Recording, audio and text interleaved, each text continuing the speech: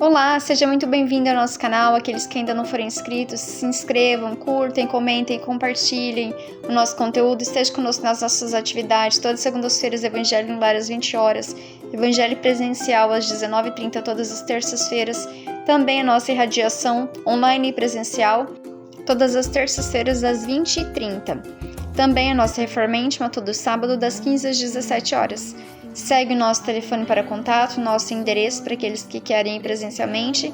Siga também o SESB no Instagram e segue o nosso QR Code e o Pix da nossa conta para aqueles que querem nos auxiliar financeiramente, auxiliando na manutenção do nosso canal, do nosso trabalho e também no nosso centro espírita. Toda ajuda auxilia bastante, é muito bem-vindo. Querido Mestre, agradecemos infinitamente mais essa oportunidade de realizarmos em nosso lar esse Evangelho. Convidamos a equipe espiritual do SESB, responsável por essa atividade do Evangelho no Lar, para auxiliar-nos nesse trabalho, bem como os nossos benfeitores, para que possam nos instruir com a inspiração e a intuição, para conseguirmos colocar em prática os ensinamentos de Jesus em nossa vida, e que esse aprendizado cale fundo em nossa alma, provocando em nós uma verdadeira renovação moral. Convidamos também aos nossos irmãos que de forma direta ou indiretamente estejam ligados aos lares que realizam esse Evangelho nesse instante, para também estarem conosco na realização desse Evangelho em seu próprio benefício. Que assim seja, Pai querido. Hoje será a nossa lição de número 5, no livro Mestre de Amor, psicografia de Divaldo Franco, por Joana de Ângeles, Embora Imperfeitos. A quem, a pretexto de imperfeição, silencia o verbo edificante nos lábios, enjaulando a mensagem consoladora. A quem, em nome da imperfeição, paralisa os braços no ministério da saúde moral, encarcerando a ação salvadora. A quem, justificando a própria imperfeição, mobilize a preguiça, espalhando a inutilidade. Há quem diga que, imperfeito, nada pode fazer pelo próximo, considerando estar arrojado nos mesmos sítios de infelicidade e afeição. Unge-te de amor e levanta-te da iniquidade para socorrer outros iníquos. O amor é árvore que, para produzir, necessita ser plantado. A doutrina espírita ensina que ninguém renasce na terra para o cultivo dos miasmas do pretérito, nem preservar os males dos tempos idos. Reencarnação é bênção, bondade é luz. Antes de mergulhar na carne, todos rogamos os títulos da dor e do sofrimento para compreendermos melhor as dores e os sofrimentos dos que seguem ao nosso lado. Ninguém falará com precisão do que ignora por falta de experiência pessoal. É por essa razão que muitas vezes ensinarás resignação, embora avassalado pelas inquietudes. Falarás de enfermidade com a alma enferma, consolarás necessitados de consolação. Acenderá a luz de entendimento, carecendo de compreensão. Pregarás justiça para os outros, esmagado pela impiedade alheia. Colocarás bálsamo em feridas, guardando úlceras não cicatrizadas no cerne do ser. Enquanto alguns aguardam sublimação para se disporem ao auxílio, ajuda tu. Todos carregamos agonias no íntimo tecidos da alma, e o trabalho de auxílio aos outros é medicação consoladora em nossa própria dor. Enquanto ensina a paz e sente a ausência dela em teu coração, preconiza a luta contra as tentações, perseguido pelas tenazes do mal. Aprimora-te, exercendo o espírito no dever claro e digno, que se transforma lentamente em escada de ascensão libertadora. E, crucificado na imperfeição, avança intimorato, recordando o Mestre, que, amargurado e esquecido por quase todos os amigos, aparentemente vencido. Numa cruz de vergonha e impiedade, alçou a alma dorida ao Pai misericordioso, pensando as feridas do coração humano de todos os tempos, e ainda pediu amoroso: Perdoai, meu Pai, eles não sabem o que fazem. Perdoa tu e ama, ajudando sempre. Hoje nós falaremos sobre embora imperfeito, ou seja, embora nós estejamos imperfeitos, com defeitos, com vícios, com problemas morais, com conflitos existenciais, embora tragamos em nós as nossas mazelas, Joana vai dizer que existem vários tipos de personalidades. Há aqueles que, embora imperfeitos, e vamos fazer um parêntese aqui para ressaltar, todos nós somos imperfeitos. Por isso que nós não encontraremos santos em nenhuma religião. Que por mais que eu vá na igreja católica, na igreja evangélica, no centro espírita, e que ali tenham trabalhadores, pessoas dedicadas algumas há anos nesse trabalho, eu não posso ir ali esperando que essas pessoas sejam santas, porque elas não serão. Ali é justamente a escola de aperfeiçoamento, a escola em que elas se tornarão um dia santas, mas hoje ainda não são. O único santo que foi o mestre de todos foi Jesus, e que veio nos ensinar como nos tornar um dia santos. Mas não há em nenhuma religião santos, pessoas perfeitas. Por isso que ela fala, embora imperfeitos, porque todos nós ainda o somos imperfeitos. Mas ela diz assim, que embora você seja imperfeito, você tenha muitos defeitos, muitos conflitos, muitos problemas, não use a sua imperfeição, a sua inferioridade para nada fazer. Então, há quem, a pretexto de imperfeição, silencia o verbo edificador nos lábios, enjaulando a mensagem consoladora. Então, há aqueles que têm muito conhecimento, mas que, embora imperfeitos, não passam esses ensinamentos do mestre adiante, enjaulando para si mesmo esses conhecimentos. Isso não é uma justificativa, a imperfeição não é uma justificativa para que eu encarcere em mim esse conhecimento. Há quem, em nome da imperfeição, paralise os braços no Ministério da Saúde Moral, encarcerando a ação salvadora. Há quem, justificando a própria imperfeição, mobilize a preguiça, espalhando a inutilidade. Há quem diga que imperfeito nada pode fazer pelo próximo, considerando estar arrojado nos mesmos sítios de infelicidade e afeição. Então ela vai dizer aqui que nós somos imperfeitos. Essa é uma máxima, todos nós somos, por isso estamos encarnados nesse planeta, para nos aperfeiçoarmos. Então todos são imperfeitos. Mas não se utilize da sua imperfeição para usar como uma muleta, como uma desculpa, para nada ser feito, para nada fazer. Em você mesmo, para o seu próprio aperfeiçoamento ou dos outros. Fazer reforma íntima é complexo, nós sabemos, é difícil.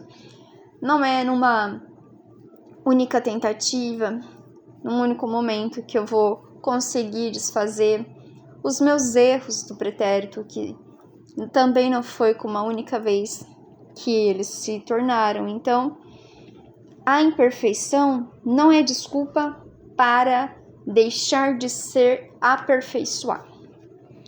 Unge-te, porém, de amor e levanta-te da iniquidade para socorrer outros iníquos. O amor é árvore que, para produzir, necessita ser plantado. Então, nós temos que nos levantar dos nossos próprios defeitos, das nossas próprias mazelas morais, para auxiliar aos nossos irmãos.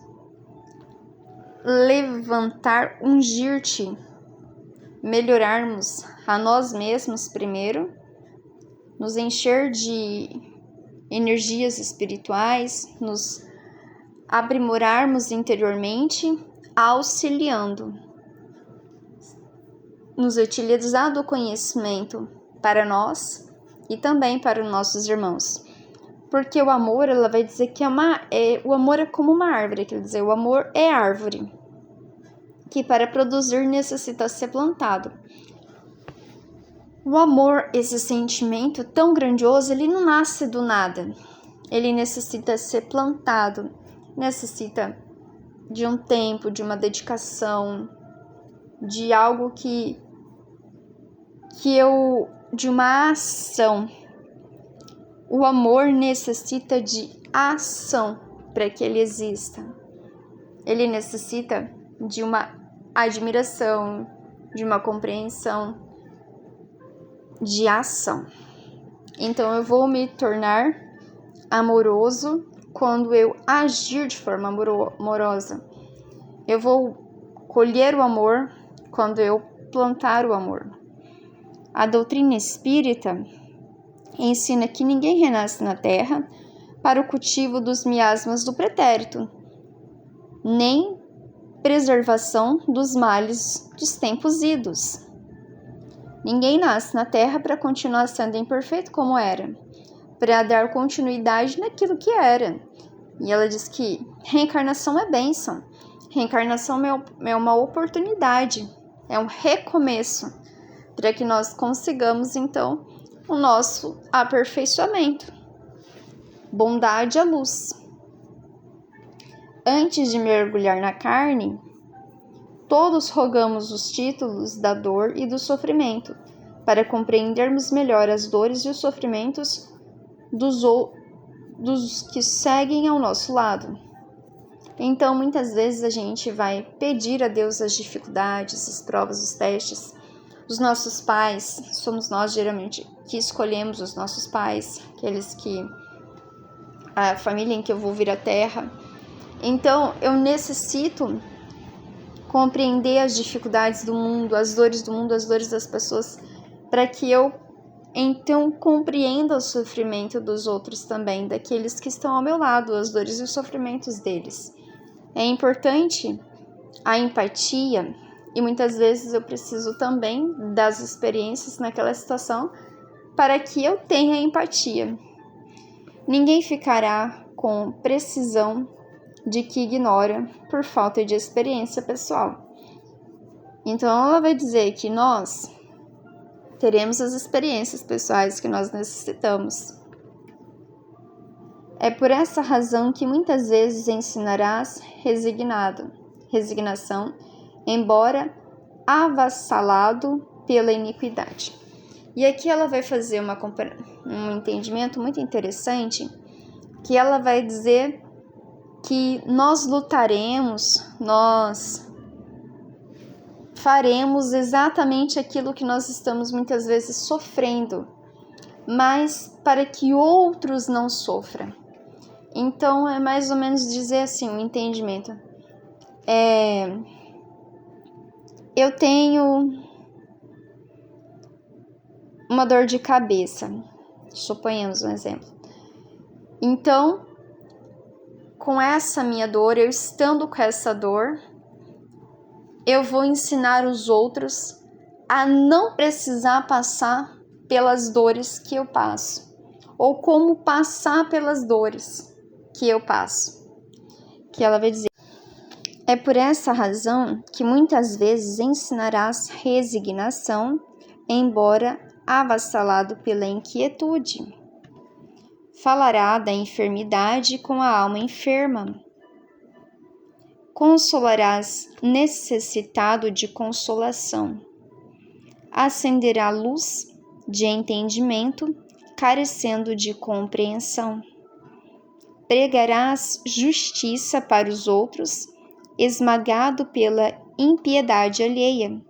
Colocarás bálsamo em feridas, guardando úlceras não cicatrizadas no cerne do ser. Enquanto alguns aguardam a sublimação para se disporem ao auxílio, ajuda tu. Então ela diz que alguns esperam que sejam sublimados, que evoluam, mas nada trabalham, nada fazem, nada realizam em prol disso. Não, você fala, ajuda tu. Tu que ouve os ensinamentos, pega os ensinamentos de Jesus, que ele sirva de remédio para você, mas que também sirva de remédio ao seu irmão. Então, não espere compreensão para ensinar resignação. Não espere que as suas inquietudes sejam cessadas para que você ensine resignação, auxilia. Não espera que a sua alma seja curada para que você fale sobre as enfermidades da alma. Não espere tornar-se santo para fazer alguma coisa, já que o que vai te tornar santo é justamente fazer alguma coisa. Não é o contrário. Eu não me sublimo e fico ali aguardando a sublimação, como se ela viesse do céu, e aí em um determinado momento desce alguém na terra e fala para você, nossa, agora você é santo, parabéns, conseguiu. Não é assim que funciona. Teve até um evangelho que nós falamos sobre o anjo da limpeza, uma menina que rezava muito esperando tornar-se santa, e Jesus então aparece a ela e diz para ela que ela se tornará santa à medida em que ela tornar-se útil também na terra, porque é na terra que ele necessita de nós. E o mesmo entendimento aqui para essa lição. Nós temos que agir em prol dos nossos irmãos, para que nós também consigamos, nesse agir, nesse trabalho de caridade, nos auxiliar também. Todos carregamos agonias nos íntimos tecidos da alma, e o trabalho te auxilia. Aos outros é medicação colocada em nossa própria dor. Então, o trabalho de auxílio aos outros é medicação colocada em nossa própria dor. Aqui ela exemplifica muito bem isso, que auxiliar aos outros é justamente o que vai fazer com que nos auxiliemos a nós. E todos os livros, e aqueles que acompanham o Evangelho desde o começo, desde a primeira obra, Jesus no Lar, vai ter esse entendimento de que nós necessitamos realizar caridade, realizar reforma íntima, precisamos ser úteis onde quer que nós estejamos. É esse trabalho, essa ação que vai fazer com que nós nos aprimoremos, que traga a nossa evolução. Enquanto ensinas a paz e sente a ausência dela em teu coração, ou preconiza luta contra as tentações, perseguido pelas tenazes do mal, aprimora-te, exercitando o espírito no dever claro e digno, que se transforma lentamente em escada de ascensão libertadora. Olha só que bonito. E aí ela vai nos remeter a Jesus. E crucificado na imperfeição, porque Jesus foi crucificado graças à imperfeição da humanidade, avança intimorato, avança destemidamente, sem temor, recordando o Mestre, que, amargurado e esquecido por quase todos os amigos, aparentemente vencido numa cruz de vergonha e impiedade, alçou a alma dorida ao Pai misericordioso, pensando as feridas do coração humano de todos os tempos, e ainda pediu amoroso: Pai, perdoai meu Pai, eles não sabem o que fazem. Então, Jesus, ela diz, veja o exemplo que ele nos deu no momento em que ele estava sendo crucificado e que ele já estava perdendo as suas forças. Ele então roga a Deus por nós. Ele não tinha dores morais. Nós ainda trazemos muitas dores morais e trazemos também infelicitações morais, Jesus não tinha, mas estava ali sofrendo dores físicas pela crucificação. E apesar das suas dores, naquele momento derradeiro, naquele momento em que ele estava em agonia, ele pensou em nós, pensou em todos nós, os corações humanos de todos os tempos. Se ele pensou em nós, nós também temos que pensar em nós e nos nossos irmãos. E ela nos diz: perdoa também tu, ama, ajudando sempre. Então, para que nós aprendamos a perdoar todos e todas as situações. E ama, perdoar amando a todos. Perdoa e ama, ajudando sempre. Ajudando sempre no aperfeiçoamento dos outros, assim também como no nosso próprio aperfeiçoamento. Muito bonita essa lição. Fica para nós essa belíssima mensagem que, embora sejamos imperfeitos, não podemos nos utilizar da nossa imperfeição para nos paralisarmos. Aqueles que têm um trabalho no bem, por algum momento já foi confrontado sobre a sua própria inferioridade, seja pelos amigos próximos, pelos parentes ou na própria atividade religiosa, e achou-se não digno de continuar nesse trabalho. Até os nossos próprios irmãos imperfeitos como nós no mundo espiritual e na terra se utilizam das nossas próprias imperfeições para jogarem nós na nossa cara que somos imperfeitos. Isso é utilizado muito, segundo Sueli Hilbert, no livro dela sobre obsessão e desobsessão. Ela diz que os espíritos mais ignorantes, nos momentos das reuniões mediúnicas, eles falam aos trabalhadores sobre as suas imperfeições, chamam de hipócritas, porque também são imperfeitos. E ela diz assim, lá, e Joana também colabora com esse entendimento, por isso eu estou citando, que todos os trabalhadores da seara do Cristo são imperfeitos. Todos nós temos passados escusos, temos os nossos débitos a resgatar, todos nós temos.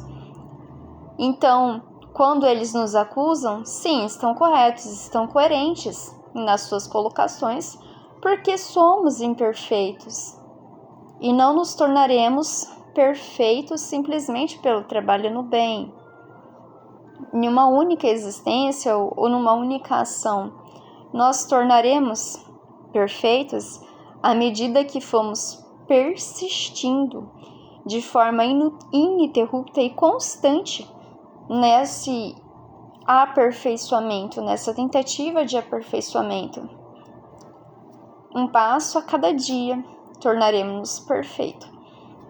Mas a Sueli cita uma ferramenta, e Joana que coloca também, que é essencial para o nosso aperfeiçoamento, porque isso nós podemos conquistar, que é o amor.